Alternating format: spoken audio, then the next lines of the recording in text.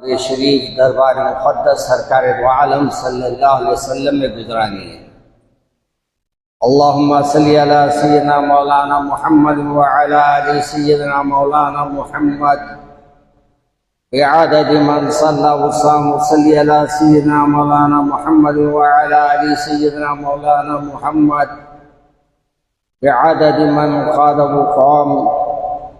अल्लाहुम्मा सल्ली अला सय्यिदना मौलाना मुहम्मद व अला आलि सय्यिदना मौलाना मुहम्मद कुल्लमा ज़करहु ज़ाकिरून कुल्लमा गफ़ला अन ज़िक्रिही गाफ़िलून वसल्लिम तस्लीमन कसीरन कसीरा वअऊज़ु बिल्लाहि मिनश शैतानिर रजीम बिस्मिल्लाहिर रहमानिर रहीम।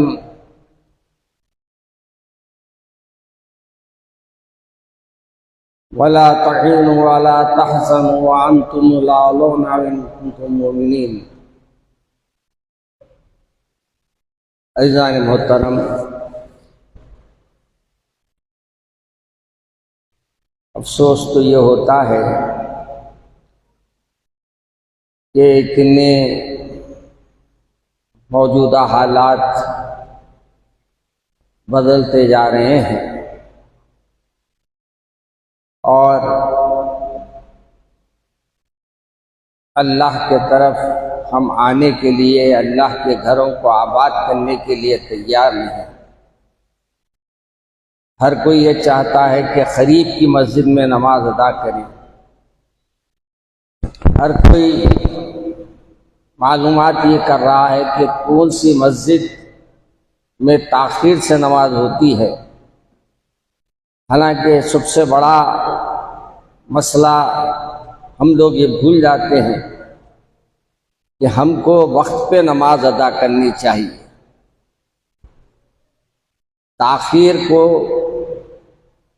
नज़रअंदाज करते हुए वक्त पे अदा करने की जो अहमियत है उसको सामने रखना चाहिए। मगर हम लोगों ने जो अपनी जिंदगियों को ढाल लिया है वो ऐसे अंदाज में ढाल लिया है कि रातों को जगो और सुबह में सो जाओ। नौकरी वाले सुबह 10 बजे उठते थे पहले, आज जुमे के दिन उनको दोपहर से दुकानें खुलने का ऐलान हुआ, दुकानें खोल रहे हैं लोग, तो ये समझ रहे हैं कि हमको आज दोपहर में जाना है तो लिहाजा सो कर जाया करो। एक ज़िमनी बात आ गई थी, मैंने आपके सामने रख दिया। वला तहीनु वला तहज़नु व अंतुमुल अ'लौना इन कुंतुम मुमिनीन पे मैं बात करना चाह रहा हूँ।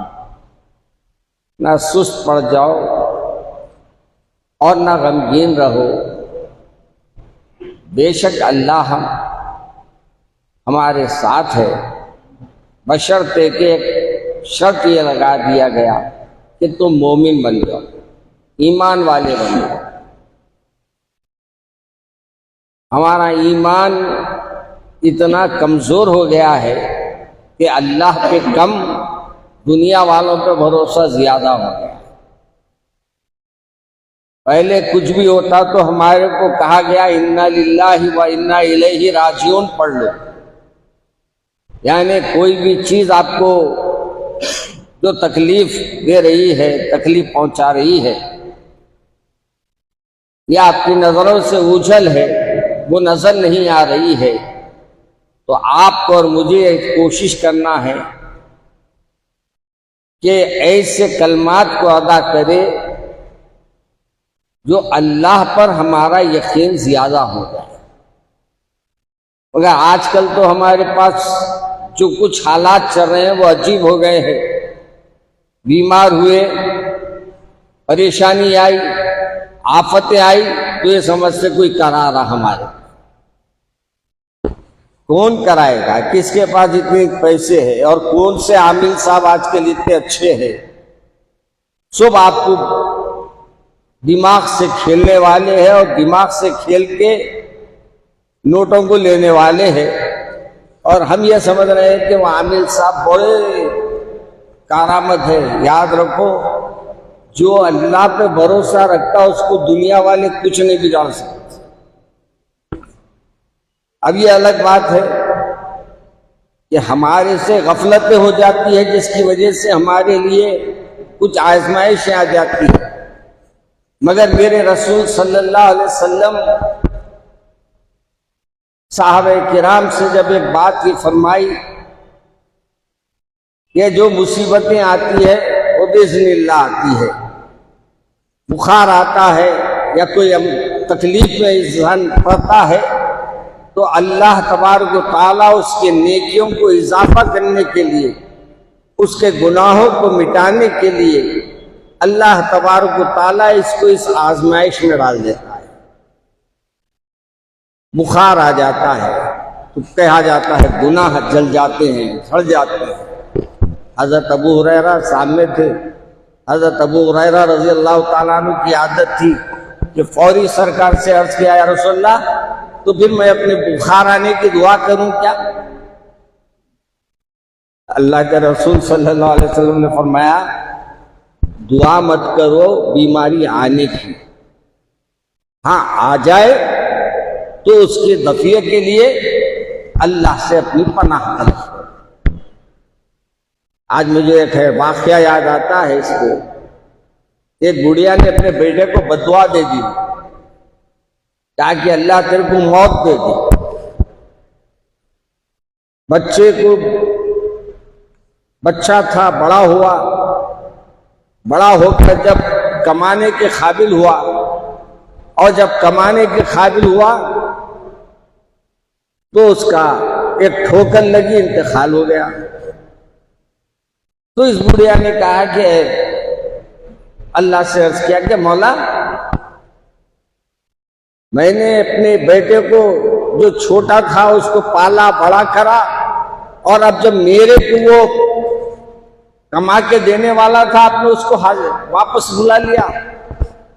आवाज देने वाले ने आसमान से आवाज दिया कि ए बुढ़िया, बद्दुआ जो तूने बेटे को मरने की दी थी आज कबूल हुई।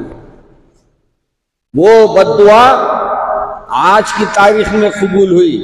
तो मालूम ये हुआ मियाँ, हम भी अल्लाह से कोई चीज ऐसी नहीं मांगना जिससे मांगने के बाद अपने लिए ही मुसीबत पैदा करे, अपने लिए ही आफत आ जाए। और हमारे घर वालों को भी हम ये कोशिश करते हैं कि दुआ देना हमेशा। तकलीफ दिया बच्चा, अल्लाह तेरे को अल्लाह वाला बना दे, अल्लाह इसको नेक बना दे, अल्लाह इसको गुनाहों से बचा ले, अल्लाह तेरी नाफरमानियों से बचा ले, ऐसी दुआ देना। इन्हें मरो, इसका घर उजड़ो, वो बोलो, क्या क्या बोल देते, परवाह नहीं। अब ये आ रहा ना ये महीना, ये रजब का महीना है। ये रजब के महीने में क्या है, किसके किसके की कहानियां सुना लेते बुढ़िया, और बुढ़िया सुनाते, बड़े लोग अदब से बैठ के सुनते उसको। क्या बोले तो नहीं, बड़ी सगड़ दादा, क्या क्या कौन सी दादी की कहानी है कि नहीं मालूम मेरे को। इसको एक जमाने में हमारे को किताबों में पढ़े थे हम, अब याद भी नहीं है वो किसकी कहानी है। मगर याद रखिए, दुआ दीजिए हमेशा और अल्लाह पे यकीन रखिए। ये हालात जो चल रहे हैं ना, ये बदलने वाले मियाँ, हमसे ही जमाना है, हम नहीं जमाने से। याद रखो, मुसलमान जब तक पूरे जमीन पर एक भी रहेगा, अल्लाह तबारक ताला उसकी वजह से इस दुनिया को कायम रखेगा। और जब अल्लाह मियाँ चाहेंगे तो फिर देखते देखते दुनिया के तमाम तारीखें तहस नहस होकर रह जाएगी। मुझे अफसोस ये है कि हमारे को आज ये कोशिश करना है। ये अफसोस के साथ क्यों कह रहा हूं कि हर रोज एक ना एक बात सामने आती है, तकलीफ देती है, और वो तकलीफ आपके सामने बयान कर देता हूं, अफसोस कर लेता हूं और इन्ना लिल्लाहि व इन्ना इलैहि राजिऊन पढ़ लेता हूं। इस बात से कि हमसे जितना हो सकता हम तो तैयार है, मगर लोगों के अंदर आहिस्ता आहिस्ता दीन से दूरियां पैदा होते जा रही। अभी हमारे साहिबजादे ने कहा ना कि मस्जिदों को तकसीम कर दिए, बल्कि एक मस्जिद में तो लकड़ी लेके ठहरे हुए रहते हो, जो जींस में आया उसको पीटते। क्या है बोले तो भाई ऐसे कपड़ों में हमारी मस्जिद में नहीं आना। खैर ये अकायद के मसलों की मसाजिद अलग है, ये मस्जिदें भी एक तमाशा बना के रखे हैं लोग। हमको हैरत ये होती है कि पहले आने वाले कम, उनमें भी अगर हम लोग ये चीजें कायम रखेंगे तो और लोग हमारे नौजवान दूर होता जाए। इसलिए मेरे अजीज दोस्तों, कोशिश कीजिए कि अपने अंदर इत्तेहाद को बाकी रखिए और मोमिनाना किरदार अदा कीजिए। मोमिनाना किरदार क्या है? अफ़्व दरगुज़र से काम लेना, माफ करना। मोमिनाना किरदार क्या है? अगरचे के मोमिन किसको बोलते पहले वही नहीं मालूम अपने को। ईमान तो ला लिया अपन, उस 5 पिल्लर हमारे को मशहूर है। कितनों को याद है 5 पिल्लर? आज हमारा नौजवान 5 पिल्लरों से भी वाकिफ नहीं है, बुनियादी वाकिफ नहीं होनी। पहला है कलमे तौहीद, अशहदु अन ला इलाहा इल्लल्लाह व अशहदु अन्ना मुहम्मद रसूलुल्लाह। दूसरा क्या है? नमाज। नमाज अहम रुकन है इस्लाम का।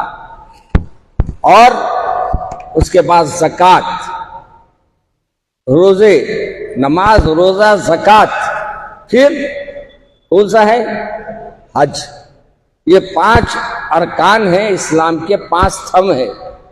मगर आज हमारे बच्चों के बारे में ये कहा जाता है कि 5 के बारे में भी पूछे तो नहीं बता सकते, क्योंकि उनके वालिदैन उनको नहीं पता, उनका खुसूर नहीं है। हम उनको कमा के खिलाने में इतने मसरूफ हो गए, उनके घर को बनाने में, उनको पढ़ाने में, उनको लिखाने में, उनको लायक बनाने में, कि हमारे को ये तक याद नहीं रहा कि हमारे बच्चों को मुसलमान भी बनाना है, हमारे बच्चों के अंदर ईमान को भी पैदा करना है। एक स्कूल में गया था मैं, हाल की बात है, तो कुछ बच्चे जमा थे, तो मैं उन बच्चों से पूछा कि बेटे घर में अपने कुरान खुलती है क्या? कुरान पढ़ते हैं क्या आपके घर में? तो मेरे ख्याल में 100 बच्चे थे या 150 बच्चे थे होंगे, जिसमें से 3 बच्चों ने हाथ उठाया। 3 बच्चों ने हाथ उठाकर कहा कि हजरत हमारे घर में हमारे दादा जो है रोज सुबह में कुरान पढ़ते, या नानी कुरान पढ़ते, या नाना कुरान पढ़ते। बहरहाल जो भी नाम लिया उनने, वो बच्चा माँ बाप का नहीं लिया। हाँ लिया नाम जरूर, किसका लिया? दादा दादी नाना नानी। ना बाबा का नाम लिया, ना अम्मा का नाम लिया, ना बहन का नाम लिया, ना भाई का नाम लिया तो एक ही नाम लिया, वो नाना नानी दादा दादी। मैंने कहा कि इसी वजह से घर में बरकत है बेटे। अगर ये भी चले रहेंगे ना तो शायद तुम्हारे घर में वो बात पैदा नहीं होंगी। तो आज तुम आराम से रह रहे हैं, ये बुजुर्गों की कुरान की तिलावत की वजह से रह रहे हैं, उनकी इबादत की वजह से रह रहे हैं। याद रखिए, आज भी वक्त है अपने बच्चों को लेके कुरान पाक को बैठिए, पढ़िए, नमाज में बच्चों को लेके खड़े रहिए और नमाज उनके साथ अदा कीजिए। आप ये समझते हैं तो अगर ये कोशिश अगर नहीं हो सकती है, कोशिश पहली होना कि मसाजिद को बच्चों को हाथ पकड़ कर लाए। पहला हमारा काम ये होना कि बच्चों को नमाज के लिए खुद भी आए और अपने बच्चों को भी साथ लाए। मौलाना बच्चों को पीछे कर देते, अरे पीछे कर देते, कोने में कर दो। बच्चे शोर मचाते तो छोटों को मतलब जो समझदार है उनको लेके आओ, मगर बच्चों को नमाज को लाओ। ताकि माशाल्लाह हमारे पास तो असर में भी अब बच्चों का एक मकतब चल रहा है, दारुल शफा में, मस्जिद में भी, और माशाल्लाह तकरीबन 40-50 बच्चे अपने घरों के वालिदैन भेज रहे हैं। खुशी होती है इस बात से कि अगर ये बच्चा भी कुरान पढ़ लेगा तो शायद इसके बरकत की वजह से अल्लाह माँ बाप को उनकी अच्छा कर देगा, माँ बाप के गुनाहों को डाल देगा। इसलिए मेरे अजीज दोस्तों, जरूरत इस बात की है कि आज मोमिनाना किरदार अदा कीजिए। इल्जामात लगाना कोई कामयाबी नहीं है। अच्छा, एक मुसीबत और एक होगी मेरे साथ।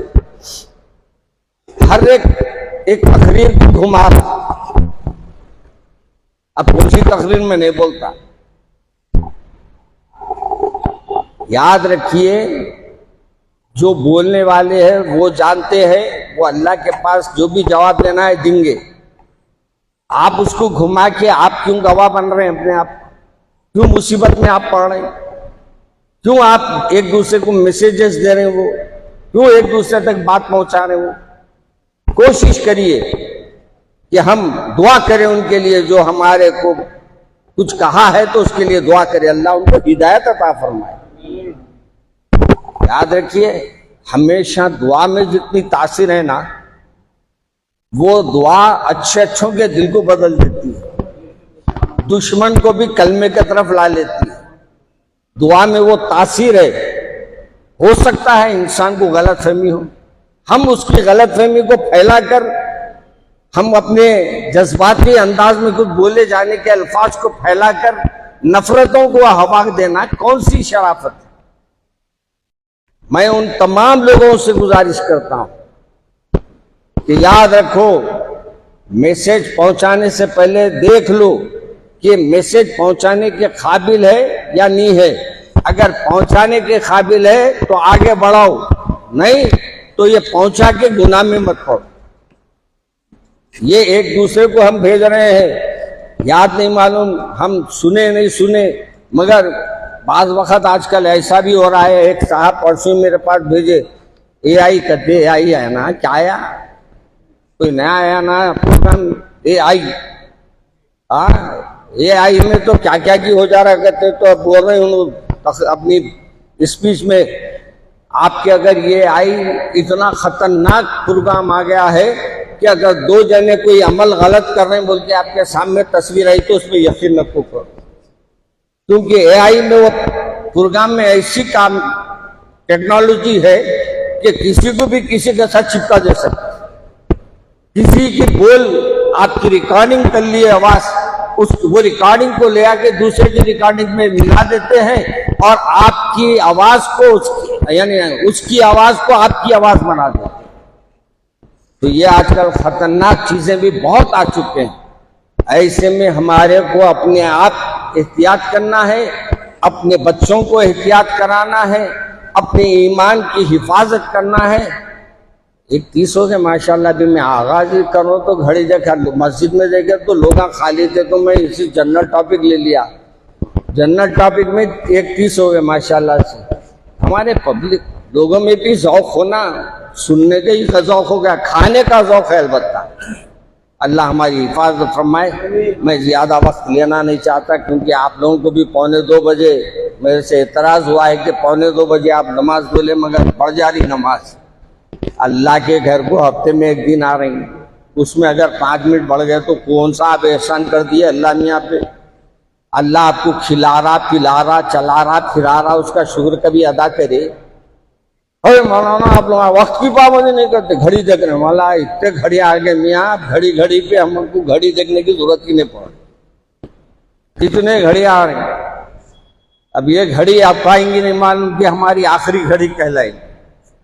वो आखिरी घड़ी से पहले ये घड़ियों को देखने के बजाय अपने रब को राजी कर, अपने रब से रिश्ते जोड़ लो और मोमिनाना किरदार अदा करो। एक दूसरे से मोहब्बत करो, एक दूसरे के साथ अच्छा सलूक करो, एक दूसरे के बारे में अच्छी राय रखो, एक दूसरे के बारे में ख्याल रखना बोले तो उसके हर लिहाज से ख्याल रखना। अपने पड़ोसी का, अपने दोस्तों का, अपने रिश्तेदारों का, सबका ख्याल रखिए। मेरे अजीज दोस्तों, ये बात बहुत लंबी थी, मगर मुख्तसर अंदाज में मैंने बात कह दी है। ये दारुल हैदराबाद का ऐलान जरा बाद में करता हूँ मैं, या भाईज कौंदल की ऐलान करूँगा मैं। और शहनाज बेगम की सेहत के लिए भी दुआ की गुजारिश की गई है, ये भी बाद में करेंगे। मदरसे किश्तापुर फैजुल कुरान का यहाँ ये कैलेंडर आया है, दोनों मिलेंगे 50 रुपये। एक छोटी जंतरी है और साथ में एक कैलेंडर है कि दोनों मिलाकर आपको 50 रुपए में दिए जाएंगे और ये लेके जाइए। और इसमें पहले सफ़े पे है हस्बी अल्लाहु ला इलाहा इल्लहु अलैहि तवक्कलतु वहुव रब्बुल अर्शिल अज़ीम, यानी गम को दफ़ा करने के लिए एक दुआ है, तो उन्होंने पहले ही सफ़े पे लिखा है। और हर शर से हिफाजत के लिए भी जो चीज़ें हैं अहादीस की रोशनी में लिखा गया है, जाते हुए ले जाइए, ताकि अपने घर में कोई मुसीबतें वगैरह आई तो पढ़ने के बाद से कुछ तो कैलेंडर पे देख के पढ़ लेंगे। अल्लाह मुझे और आपको अमल करने की तौफीक अता फरमाए। सुबहान रब्बिका रब्बिल इज़्ज़ति अम्मा यसिफून व सलामुन अलल मुरसलीन वल्हम्दुलिल्लाह।